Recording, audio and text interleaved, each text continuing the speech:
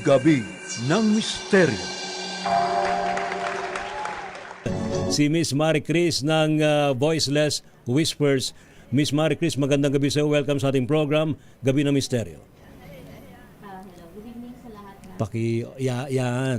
Good evening sa lahat ng listeners, lahat ng fans ng Gabi ng Misteryo. Kumusta na Miss Marie Chris? Ano ba ang ginagawa natin ngayon at preparation para sa Ghost Month? Ay, magandang tanong yan. Actually, ang fino-focus ko ngayon, mga do's and don'ts natin para sa mga animals. So, para sa mga pet parents, linisin yung mga kagamitan ng mga pets natin na talaga? nine-neglect natin. Especially yung mga water fountains. Yan. Bihira Yung mga- pinag-uusapan yan, no? Mostly nakatutok lang tayo sa mga bahay ng tao, na ano Yes. ginagawa ng tao. sa kabuhayan ng tao. Pati rin pala sa mga pets natin, mga animals. Ano? Yes, kasi the ghost month also affects their health and well-being. Kaya dapat binibigyan din natin ng attention yun. Ayan. Maganda nga rin gawin yun aside from ghost month celebration. Sa birthday mismo nung pet nyo na Okay. yumao na. So maglagay lang kayo ng picture ng pet nyo doon, tapos magsindi kayo ng insenso para tawagin nyo yung spirit niya, invite na kumain, ganyan. Pero ang advice ko naman, since of course hindi mo ilalabas yung pet food na yun, di ba? Nasa loob ng bahay mo yun. Before end of the day, kung meron mga, halimbawa, pinakain mo rin yun sa mga iba mo pang buhay na alaga, i-dispose mo yung natira. Huwag mong itago. Katulad nung nabanggit din ni Master Hans, di ba? I-dispose kung hindi naman kakainin o pagpalagay na lang natin na siguro sa kanila wala na ring lasa. Ganun. Huwag itatago yung mga ganong leftover na food. I-dispose ng tama. I-dispose ng tama.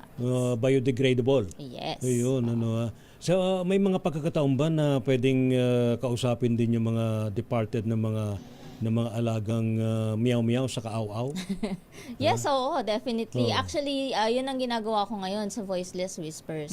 So may mga reading tayo every weekend. Pwede nating makausap ulit ang mga yumaon na nating mga fur babies, mga loved ones natin na yumao na, ganon. Pwede tayong magtanong sa kanila, meron kayong naiwan ng guilt, meron kayong gustong sabihin na message sa kanila or hingi ng message nila para sa inyo. Ganon, pwede yun.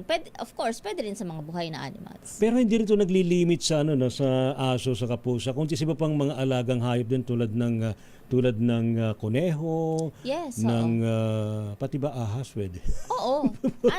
All animals have souls. Kasi may mga nag-aalaga din ng mga Yeah. ahas di ba? Oo. Oo.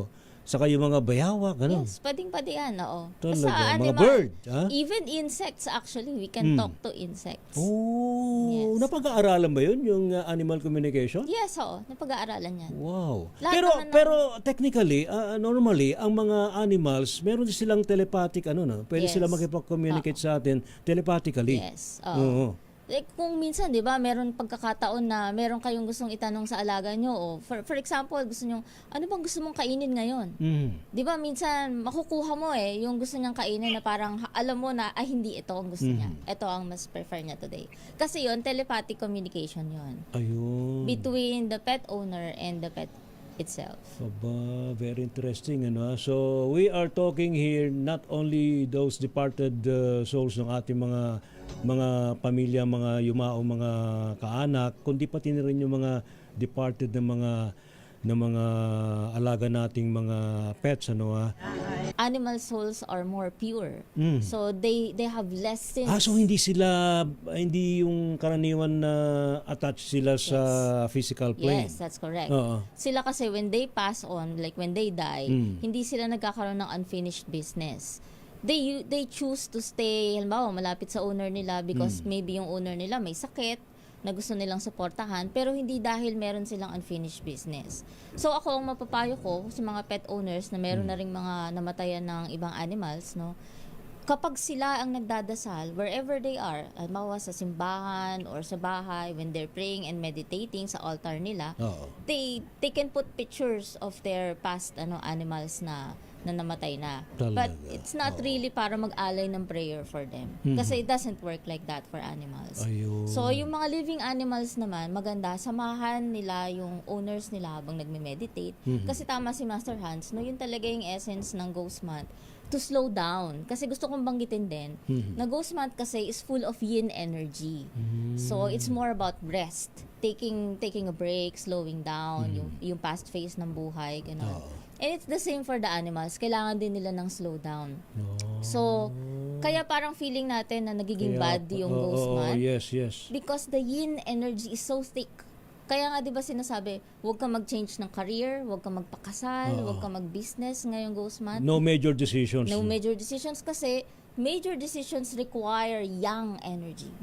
So, kung mas marami yung yin, May mabagal hirapan. ang usad mo. May hirapan. Malaking setback and delays. Ayun. Kaya it's more rest, offer prayers, relaxation. So, para sa animals, maganda, mag-bond kayo more with your animals. Meron lang kunting ano dito, no? Meron lang kunting, I don't know, ayaw ko naman tawagin na controversial na totoo ba talagang may kaluluwa ang mga hayop? Kasi sabi ng iba, may paniniwala na they are group of souls. Na kapag namatay sila, sasanib lang sila dun sa grupo ng mga kaluluwa ng mga sa animals. May mga individual din ba sila mga souls? Yes, may individual din Kasi sila. may personality sila. Yes. That is also why gusto kong banggitin na yung mga animals natin, may mga contracts yan sa atin eh. May soul contracts yan. Dumadating yan sa buhay natin kasi meron silang ino-offer na skill, gift, or talent na kailangan natin. Okay. So they have Sa to... ating lifetime. Sa ating lifetime. In this lifetime. Kaya minsan tatanungin nyo yung mga animals nyo, parang you can't live without them. Kasi it's because it's true. Nararamdaman kasi yan deep down, yung soul mo. Kilala yung soul ng animal na yun. Saka isa pang patunay, kapag may mga namatay na alagang hayop, talaga nakikita yung multo eh. Yung Yes. alagang hayop, Oo. di ba? Either aso, pusa, o ano pa man. They see. Oh, talaga. Oh, so that means existing sila sa kabilang buhay. Yes, they are existing there. Alright. Gabi ng Misteryo.